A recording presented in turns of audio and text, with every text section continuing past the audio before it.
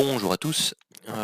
Petite session de débriefing sur les positions qu'on pouvait prendre aujourd'hui avec la méthode Full-King 2.0, donc c'est-à-dire celle avec le graphique cadre en 2500 ticks, les enveloppes et le Renko. Alors, petit point ici sur le graphique 2500 ticks, donc pour ceux qui le découvrent, trois enveloppes, enveloppe bleue, qui sont on va dire les enveloppes long terme, enveloppe rouge ici moyen terme, et puis enveloppe verte court terme. Vous avez à chaque fois une médiane, donc la médiane bleue pour la médiane long terme, la médiane rouge pour la médiane moyen terme et la médiane verte ici en point pour la court terme. Vous avez toujours le King Div ici, donc pour travailler les divergences. Voyons voir, 9h, 9h, 9h, 9h.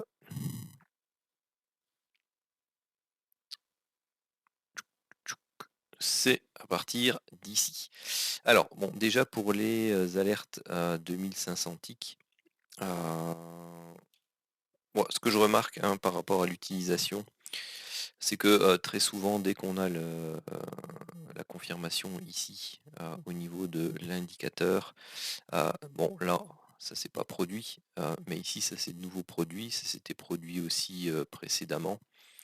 Quand on l'avait eu ici, vous voyez derrière, bon, on a une chute un peu plus ou moins directe. Ici, on a une chute plus ou moins directe.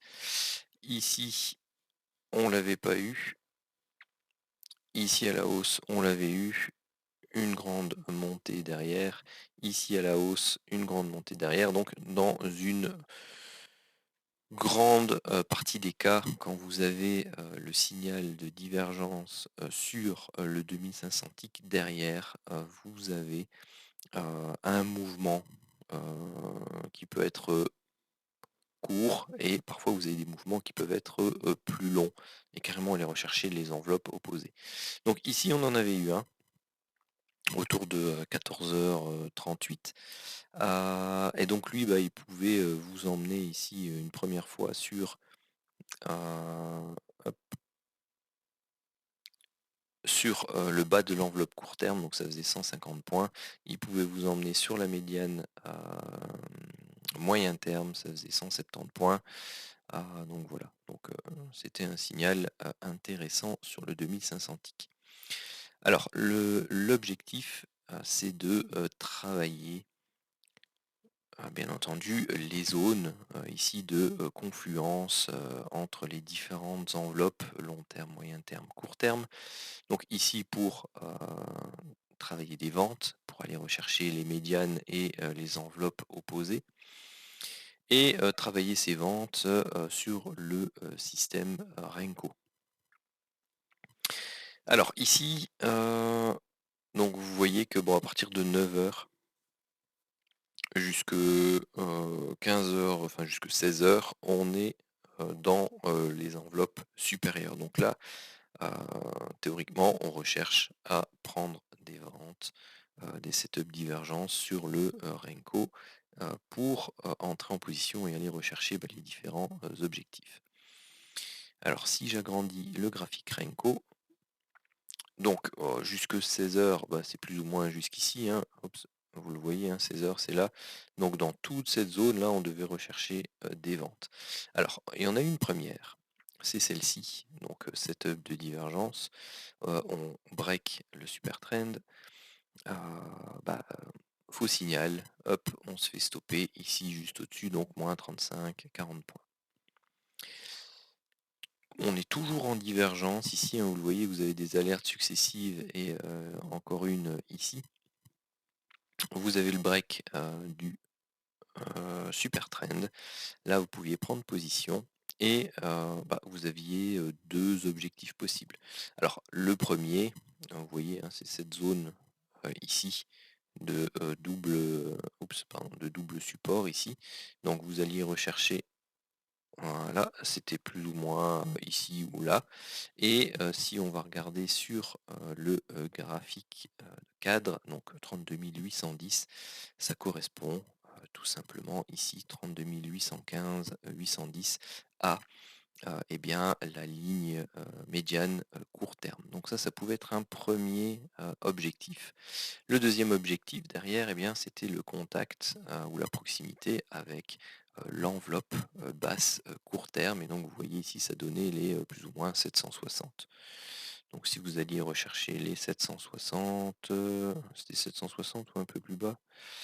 760 ici. Donc 760, c'était là-bas en fait. Hop, voilà. Donc vous aviez pour le premier objectif plus ou moins 80 points à aller rechercher, pour le deuxième objectif plus ou moins 135. En plus, ça correspond à la moyenne ici de ce range de prix. Donc c'était parfait. Deuxième opportunité, vous avez ici une stagnation au niveau des prix en Renko.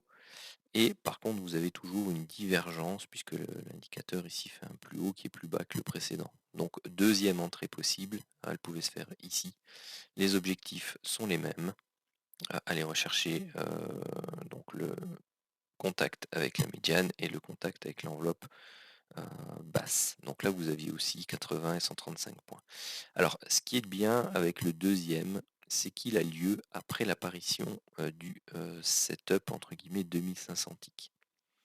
Donc ça, vous avez une première alerte, vous avez la confirmation derrière. Ça, c'est un signal 3 étoiles. Et je vous parlerai dans les jours prochains, si j'arrive à faire ça correctement. Vous avez ici un indicateur de cycle. Et le premier, lui, était toujours dans un cycle haussier, tandis que le deuxième, lui, est apparu dans un cycle baissier aussi. Donc ça, c'était top. Et vous aviez ici, pareil, le cycle était devenu baissier au moment où vous avez eu la validation du setup sur le 2500 ticks. Donc ça c'était juste un petit mot pour parce que bon je suppose que vous allez vous demander à quoi ça correspond en bas. Et je cherche à l'utiliser aussi d'une autre façon. Mais on verra un peu ce que ça donne plus tard. Donc ici, là sur la zone qui est là, donc on est en contact, pour les plus téméraires, on pouvait aller rechercher les setups de divergence haussier, puisqu'on est sur une zone, hein. Bon après, c'est une zone court terme, après une forte impulsion, donc bon, on va pas non plus aller rechercher des retracements haussiers forcément jusqu'à l'enveloppe opposée, mais si on arrive déjà à reprendre la médiane, c'est super. Donc ici, setup de divergence validé ici. La médiane se trouve autour des 825, 830.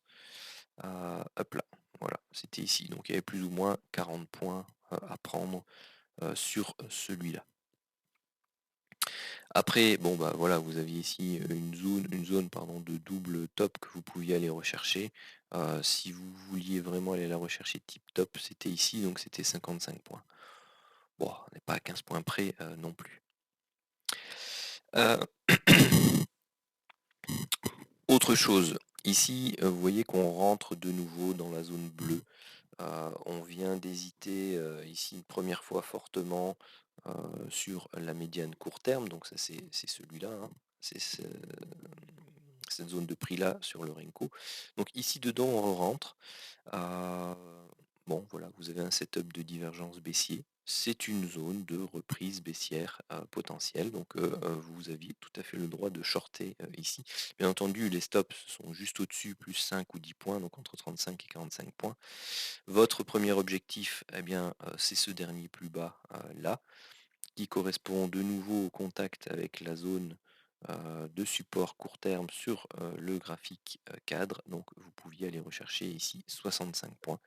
Et pour les plus téméraires, si vous aviez envie, c'était le contact ici autour des 735 avec la médiane. Est-ce qu'il est, hop,